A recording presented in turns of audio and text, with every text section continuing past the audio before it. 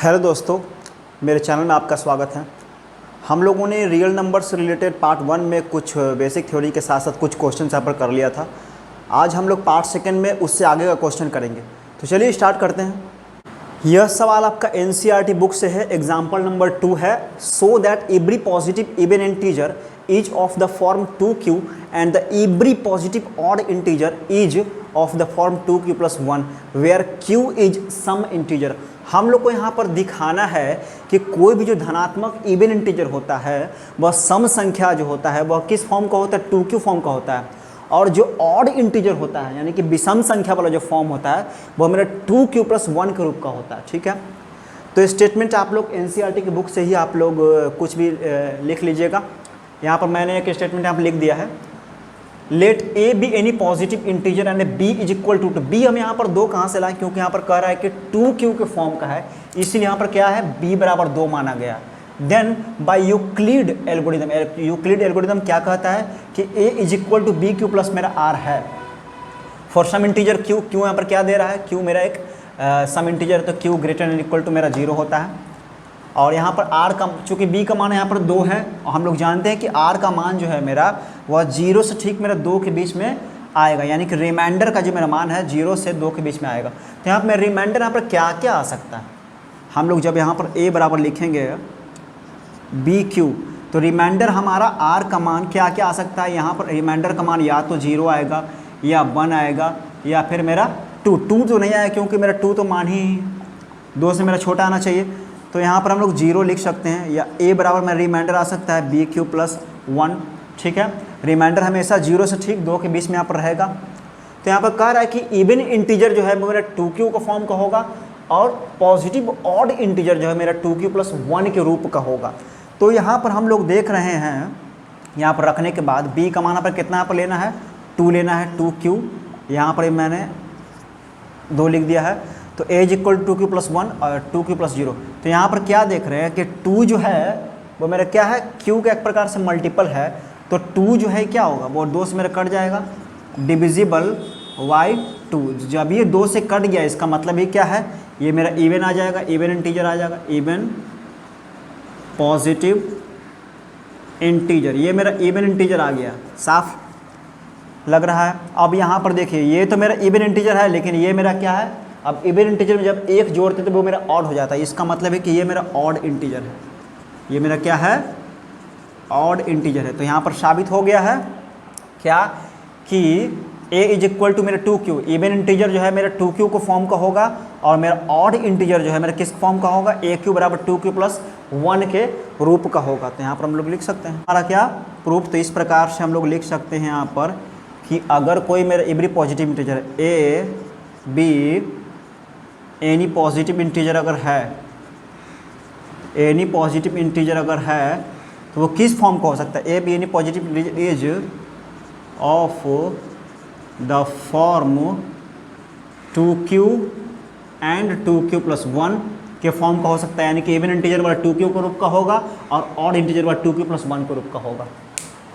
इससे रिलेटेड हम लोग नेक्स्ट क्वेश्चन देखते हैं। नेक्स्ट क्वेश्चन एग्जाम्पल नंबर 3 है एनसीईआरटी बुक से, सो that any positive odd integer is of the form 4q plus 1 और 4q प्लस 3 होगा, जहाँ पर q जो है मेरा सम इंटीजर है, कि कोई भी यहाँ पर का धनात्मक जो मेरा विषम संख्या है वो या तो मेरा 4q प्लस 1 के रूप का होगा या तो वो मेरा 4q प्लस 3 के रूप का होगा। और सॉल्यूशन में यहाँ पर क्या है, स्टेटमेंट लिखना बहुत ज़रूरी है। आप एनसीईआरटी की किताब से ये स्टेटमेंट लिख सकते हैं।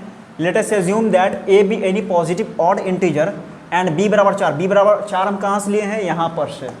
b का मान पर 4 रखने के लिए बोल रहा है, इसलिए b का मान आपने 4 रख दिया। अब हम लोग डिवीजन एल्गोरिदम लगाएंगे। हम लोग जानते हैं कि a is equal to BQ plus r होता है और r का मान हमेशा 0 से ठीक b के बीच में होता है। तो b हमारा कितना है, b हम लोगों ने रखा है पर 4। इसका मतलब है कि रिमाइंडर हमारा क्या क्या आ सकता है, वो मेरा रिमाइंडर जब भी आएगा वो मेरा 0 से ठीक 4 के बीच में आ सकता है, यानी कि रिमाइंडर जो होगा वो मेरा या तो 0 आएगा या 1 आएगा या 2 आएगा या फिर 3 आएगा। तो हम लोग क्या लिख सकते हैं यहाँ पर, a is equal to 4q, b का मान यहाँ पर कितना है 4, इसलिए यहाँ पर 4 रख दिए। 0 0 लिखने की आवश्यकता नहीं, यहाँ पर 0 नहीं लिखेंगे। a इज इक्वल टू फिर क्या कर देंगे 4q प्लस रिमाइंडर यहाँ पर 1 है 1 लिख देंगे। ए बराबर फिर से 4q प्लस 2 है, यहाँ पर 2 लिख देंगे। A is equal to 4q plus 3, यहाँ पर 3 लिख देंगे। अब हमारा यहाँ पर क्वेश्चन है कि ऑड इंटीजर को या तो 4q प्लस 1 के रूप में लिख सकते हैं या तो 4q प्लस 3 के रूप में लिख सकते हैं। अब इसमें से ऑड इंटीजर कौन है और इवन इंटीजर कौन है हम लोग यहाँ पर देखेंगे। तो 4q को हम क्या लिख सकते हैं, 2 कॉमन निकाल कर 2q लिख सकते हैं। ये मेरा क्या 2 का मल्टीपल कोई भी जो होता है वो मेरा क्या होता है डिविजिबल बाई 2। 2 से ये पूरा पूरा क्या होता है कट जाता है। तो जब जो 2 से पूरा पूरा कट जाए उसको हम क्या कहते हैं इवन कहते हैं। ये मेरा क्या हो जाएगा इवन इंटीजर हो जाएगा एक प्रकार से। और यहाँ पर तो मेरा कोई कॉमन हो नहीं रहा, ये मेरा इवन इंटीजर है। तो इवन इंटीजर में जब एक जोड़ेंगे तो हम लोग का क्या आता है ऑड आता है। ये मेरा हो जाएगा आपका ऑड इंटीजर में, ये आपका क्या हो जाएगा ऑड इंटीजर में हो जाएगा। अब है यहाँ पर से 2 कॉमन निकाल सकते हैं यहाँ पर 2 और ये हो जाएगा 2q प्लस 1, 2q प्लस 1। इसका मतलब है कि कोई भी जो मेरा अंदर का संख्या होगा वह मेरा 2 के मल्टीपल में, 2 का मल्टीपल 2 से पूरा पूरा डिविजिबल होता है। ये क्या हो जाएगा डिविजिबल बाई 2। ये 2 से पूरा पूरा कट जाने के कारण ये मेरा इवन हो जाएगा। यहाँ पर मेरा कोई कॉमन नहीं हो रहा, तो ये मेरा 4q तो मेरा एक प्रकार से इवन इंटीजर में आएगा। तो 4q इवन इंटीजर में जब हम लोग जोड़ेंगे 3 जो कि मेरा विषम संख्या ऑड है, तो ये भी क्या हो जाएगा एक प्रकार से मेरा ये ऑड, तो ये भी मेरा हो जाएगा ऑड। इस तरह से हम लोग क्या पता चल रहा है कि ऑड और ऑड। तो ऑड को हम लोग किस रूप में लिख रहे हैं 4q प्लस 1 के रूप में लिख रहे हैं और 4q प्लस 3 के रूप में लिखते हो गया हम लोग का प्रूफ, साबित हो गया ना। यही तो साबित करना था कि ऑड पॉजिटिव इंटीजर को हम लोग 4q प्लस 3 के रूप में या फिर 4q प्लस 1 के रूप में लिख सकते हैं। तो यहाँ पर हम लोग स्टेटमेंट लिख देंगे इस तरह से, hence a be any positive integer is of the form 4q plus 1 और 4q प्लस 3 के रूप का होगा। ठीक है, एग्जाम्पल नंबर 4 एनसीईआरटी बुक का ही है ये। ए स्वीट सेलर हैज़ 420 काजू barfi and 130 badam barfi. She wants to stack them in such a way that each stack the same number and they take up the least area of the tray. तो वह उसके पास 420 काजू का बर्फ़ी 130 बादाम का बर्फ़ी है, तो वो यहाँ पर दोनों को एक ट्रे में सजाना चाहती है ताकि उस ट्रे का यहाँ पर क्या होगा एरिया कम छेके। तो what is the number of that can be placed in each stack for this purpose. इस पर्पस के लिए ईच स्टेक वो कितने कितने का ढेरी लगाए ताकि उसका कम एरिया में आ जाए। तो हम लोग यहाँ पर क्या करेंगे, इसमें यूक्लिड डिवीजन एल्गोरिथम से इसमें हम एचसीएफ निकालेंगे, क्योंकि अगर हम एलसीएम निकालेंगे तो एलसीएम निकालने के बाद तो मेरा बहुत ज़्यादा आ जाएगा, तो एरिया उसका बहुत ज़्यादा हो जाएगा। इसलिए हम क्या निकालेंगे हाईएस्ट कॉमन फैक्टर कि दोनों में क्या आएगा, दोनों संख्या में क्या क्या हम लोग हाईएस्ट मेरा कॉमन फैक्टर निकाले ताकि वो ढेरी उसका क्या हो जाए उतना का लगे और उसका अच्छे जगह जो होगा वो मेरा कम हो जाए अपने आप। तो 420 और 130 का हम लोग सिंपली क्या कर देंगे एचसीएफ निकाल लेंगे। तो यहाँ पर हम लगा देंगे 420 बराबर कितना 130। तो यहाँ पर हम लोग साइड में इससे भाग दे सकते हैं। तो कितने बार 13 3 39, 13 चौक 4 बन जाती है, इसलिए 3 बार क्या कर देंगे हम लोग लगा देंगे यहाँ पर 13 3 39 यानी कि 390। ये आ जाएगा कितना हमारा 0, 12 में से 9 हो जाएगा तो आपका ये हो गया यहाँ पर 3। फिर से हम क्या करेंगे इस चीज़ को भाग देंगे 130 को 30 ऊपर आ जाएगा। अब यहाँ पर हम लोग क्या करेंगे 4 बार में 4 3 12 120, 4 बार हम डिवाइड कर देंगे 4 3 12 120। ये आ गया आपका 0, ये आ गया 1। फिर से हम क्या करेंगे यहाँ पर 30 को डिवाइड करेंगे तो 30 तो हमारा 3 बार में लग जाता है। ये आ क्या फाइनल आपका आंसर। शेष हमारा जब 0 आ गया तो प्रोसेस का क्या कर दिया था अंत कर दिया था। इस चीज़ को हम लोग ऐसे भी लिख सकते हैं 130 को किससे डिवाइड किए 3 से डिवाइड किया, पर रिमाइंडर में यहाँ पर बच गया पर कितना 30। अब इस 130 को यहाँ पर लिया जाता है, फिर इस 30 से हम लोग डिवाइड करते हैं तो 3 चौका 12 120। फिर हमारा कितना निकला था रिमाइंडर 10 निकला था। अब इस 30 को हम लोग आगे लाते हैं, फिर 10 से डिवाइड करते हैं, फिर 10 तिहाई कितना हो जाता है मेरा 30। मेरा रिमाइंडर जैसे ही 0 आता है मेरा आंसर फाइनल आ जाता है। इसका मतलब है कि हाईएस्ट कॉमन जो मेरा फैक्टर होगा इन दोनों बर्फ़ी का कितना होगा, यानी कि वो अगर 10-10 का अगर ढेरी लगाए दोनों बर्फ़ी का तो उससे क्या होगा इसका एरिया अपने आप ट्रे का कम हो जाएगा। तो यहाँ पर हम लोग लगा सकते हैं वह उसको बनाना पड़ेगा ना C makes she makes a stack of 10, है ना, of both barfis, of both barfi, दोनों बर्फी का उसको 10-10 का क्या लगाना पड़ेगा, स्टेक लगाना पड़ेगा। She makes a stack of 10 of both barfi, दोनों बर्फी का 10-10 का अगर ढेरी लगाते हैं तो उसका जगह अपने आप कम हो जाएगा, लीस्ट एरिया में वो जाएगा। इससे रिलेटेड नेक्स्ट क्वेश्चन हम लोग देखते हैं। यह एनसीईआरटी किताब का एक्सरसाइज 1.1 का ये दूसरा नंबर यहाँ पर क्वेश्चन है कि so that any positive odd integer is of the form 6q+1 और 6q+3 और 6q+5 where q is some integer. अगर कोई धनात्मक पॉजिटिव ऑड इंटीजर अगर है तो या तो वो 6q+1 के रूप का होगा या 6q+3 के रूप का होगा या 6q+5 के रूप का होगा। ये हिंदी में यहाँ पर क्वेश्चन आप लोग लिख सकते हैं। तो स्टेटमेंट इसका मैंने यहाँ पर लिखा है, let a be any positive odd integer and taking b is equal to 6। यहाँ पर बी का मान 6 यहाँ पर लेने के लिए बोल रहा है, इसलिए मैंने यहाँ पर बी का मान 6 लिया है।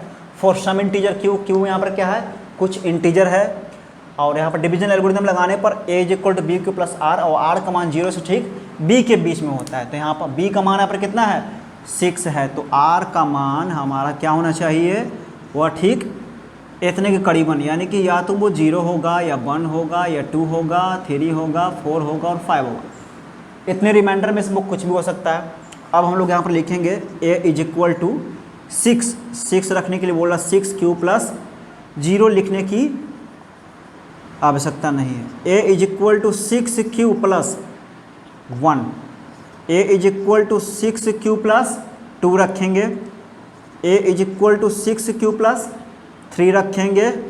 अब a is equal to 6q+4 रखेंगे, ठीक है।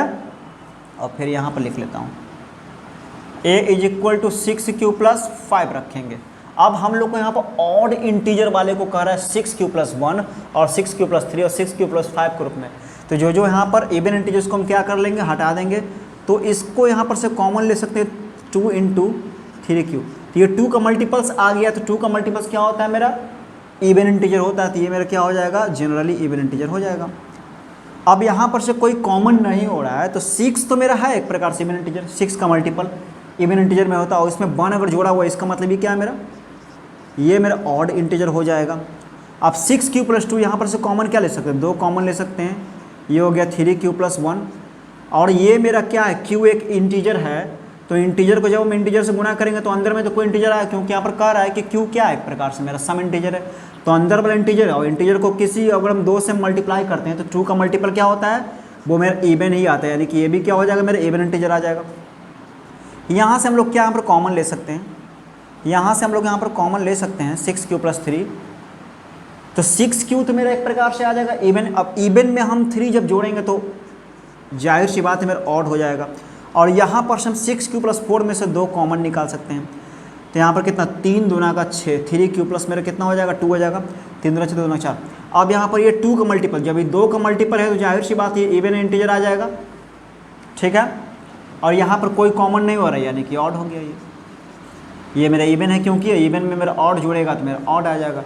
इसका मतलब है कि जो 6q है मेरा इवन है, और मेरा कौन सा आया 6q+2, चूँकि 2 का मल्टीपल ए भी इवन हो गया, और a बराबर 6q+4 ये मेरा 2 का मल्टीपल इसलिए इवन हो गया। तो मेरा कौन सा बचा, a बराबर 6q+1 बचा, और a बराबर 6q+3 बचा, और a बराबर 6q+5 बचा। यानी कि किसी भी ऑड पॉजिटिव इंटीजर को हम लोग या तो 6q+1 के रूप में लिख सकते हैं, या 6q+3 के रूप में लिख सकते हैं, या 6q+5 के रूप में लिख सकते हैं। ये हो गया आपका प्रूव्ड यहाँ पर, ठीक है।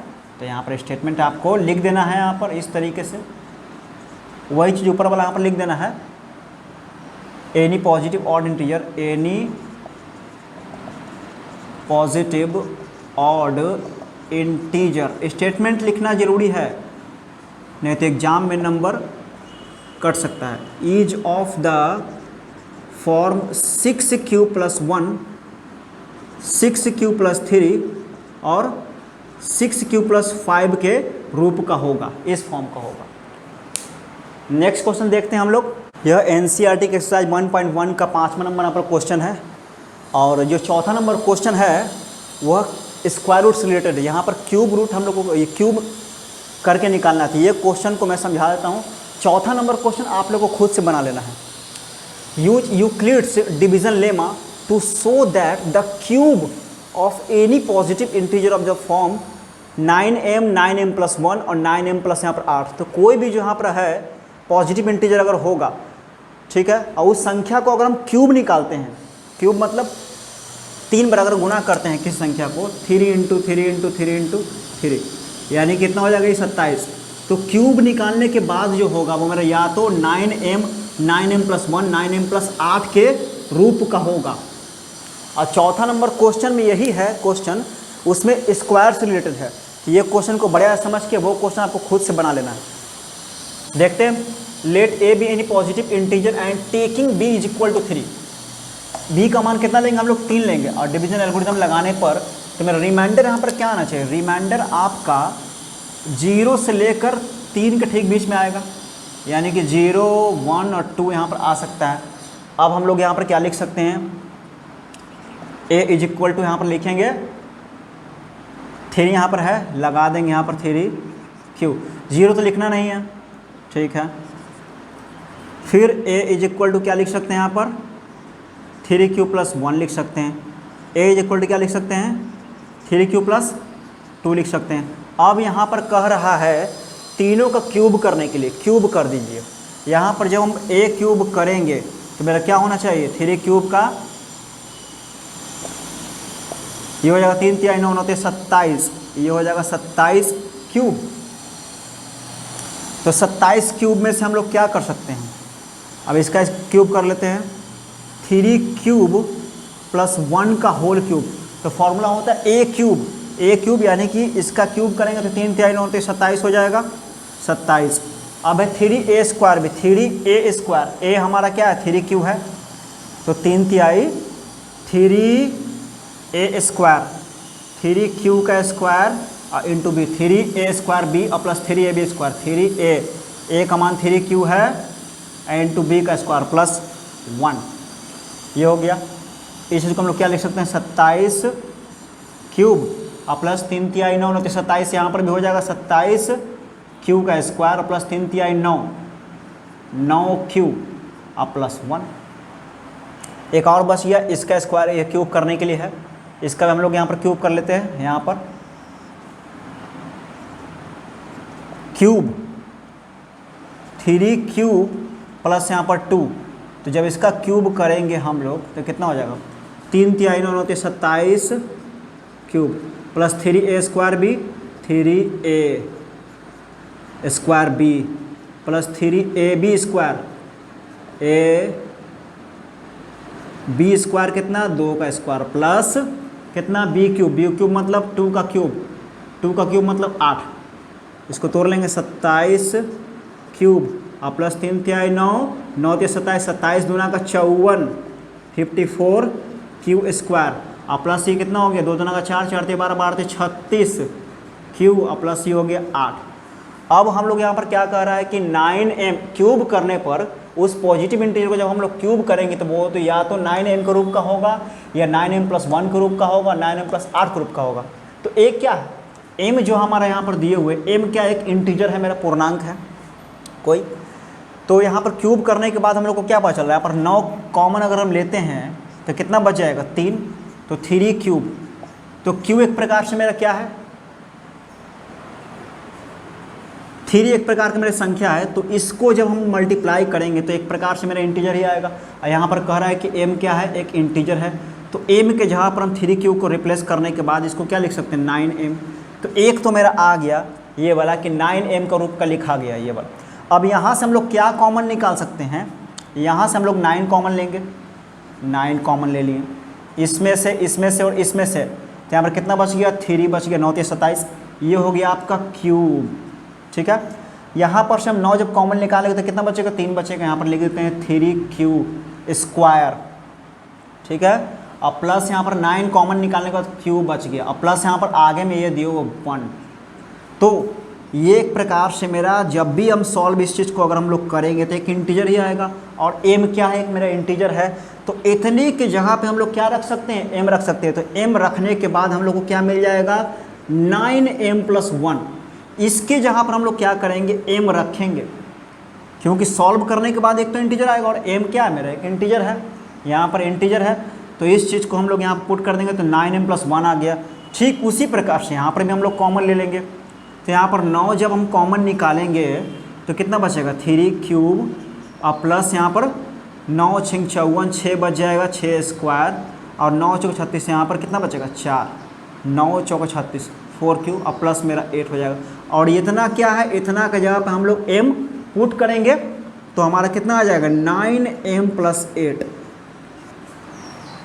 तो ठीक आ गया। क्यूब करने पर या तो मेरा 9m का रूप का हो रहा है, यहाँ पर 9m का रूप का हो रहा है, यहाँ पर मैंने बता दिया है, और दूसरा मेरा 9m + 1 का रूप का हो रहा है क्यूब करने पर, और एक 9 + m + 8 का रूप का, यानी कि कोई भी जो मेरा एनी पॉजिटिव इंटीजर जो होगा वो मेरे या तो 9m का रूप का होगा या 9m + 1 का रूप का होगा या फिर 9m + 8 का रूप का होगा।